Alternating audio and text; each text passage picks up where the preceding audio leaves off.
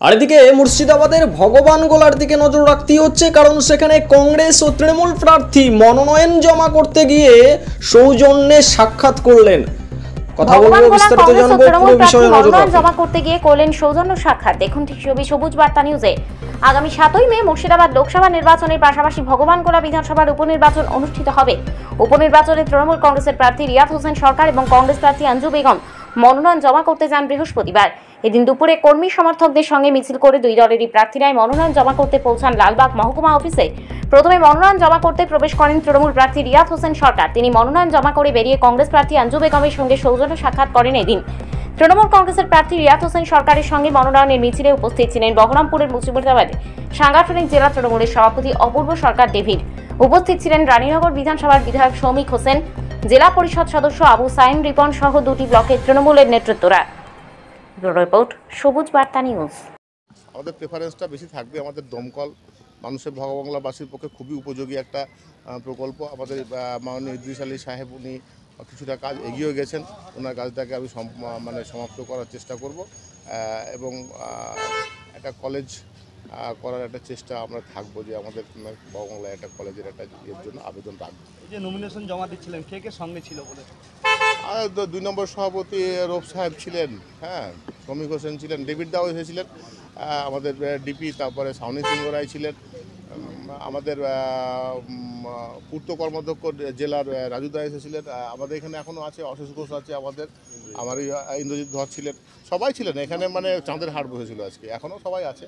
আমাদের এমপি আবু তাহের সাহেব ছিলেন, সবাই ছিলেন। আজকে তো নমিনেশন জমা দিলেন, জয়ের বিষয়ে কতটা আশাবাদী?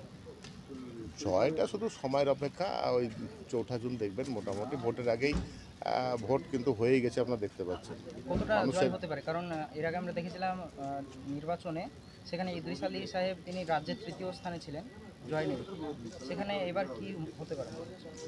আমি তো বললাম যে আমাদের রেকর্ডটা আমরাই ভাববো, আমাদের প্রতিদ্বন্দ্বী আমরা নিজেরাই নিজেদের কম্পিটিটর, ঠিক আছে? এখানে অন্য কোনো দল আমাদের সামনে নেই।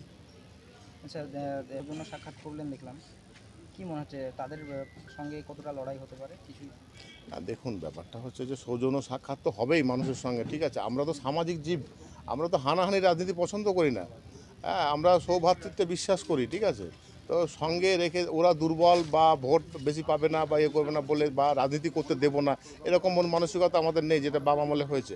কিন্তু এখনও বলছি আপনাকে যে দেখুন, সেই যদি এর কথা বলেন, ফলাফলের কথা বলেন বা জনসমর্থনের কথা বলেন, জনসমর্থন নেই, সেটা আজকে এখানে এসেও কিন্তু লালবাগের বুকে নমিনেশন ফাইল করতে এসেও কিন্তু লালবাগের বুকে আপনি সেই জানানটা পেয়ে গেছেন। ভালো লাগছে, কিন্তু আমিও তো চাইছি ভালোর মধ্যে আমি যদি জিতে আসতে পারি, লোকের কাজ করতে পারি, তাহলে ভালো লাগবে। জিতার পর কি কি উন্নয়ন করবেন ভাবছেন? আমি জিতার পর যেমন স্কুল, বিএড কলেজ, পানীয় জল, দমকল, এসবগুলো করব। গ্রামগঞ্জে এসবগুলো খুবই প্রয়োজন। বিরোধীরা তো বলছে প্রায় 1,20,000 ভোটে আপনাকে হারাবে। ওরা সবই বলতে পারে, কিন্তু সেটা হবে না। কোনো রকম ভয়ভীতি আসছে? আমাদের দাদার আশীর্বাদ আছে, প্রদেশ কংগ্রেস সভাপতি শ্রী অধীর রঞ্জন চৌধুরী মহাশয়। নমিনেশন ফাইল জমা দিতে এসেছেন, কে কে এসেছিল সঙ্গে? অনেক কর্মী ভাইয়েরা আছেন, ব্লক সভাপতি থেকে শুরু করে সাধারণ সম্পাদক থেকে শুরু করে আমাদের মহকুমা নেতা আমাদের জন্য অনবদা আছেন, আমাদের এখানে জহুরুলদা আছেন, উনিও জেলার সহকারী সভাপতি, আমাদের মহকুমা সভাপতির সাধারণ সম্পাদক ফরজদা আছেন, আব্দুর রাজ্জাক আমাদের আছেন, ভগবানগোলা 1-এর ব্লক কংগ্রেস সভাপতি। সবাই। নাম? আমার নাম হচ্ছে আঞ্জু বেগম।